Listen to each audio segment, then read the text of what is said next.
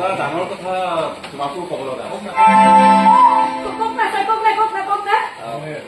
ডাঙৰ কথা মানে তুমি খাচি কাচি বিয়ালৈ ৰেডি হ'ব হ'ল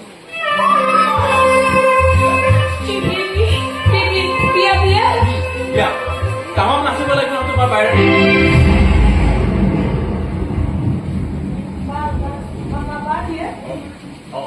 আজি আমি ডিচাইড কৰিছো কোনটো লেখা কেইটাবোৰ শেষ হোৱাৰ পাছদিনাই বাইৰে মোক মালা পিন্ধিব আৰু মই বাহিৰত নিয়ম খেলো ৰাখিম তোমাক ৰাজু তুমি কিন্তু ধৰণৰ নহয় আৰু তোমাৰ দীক্ষা মই বিয়া কৰাব লাগিব হ'ব কোৱা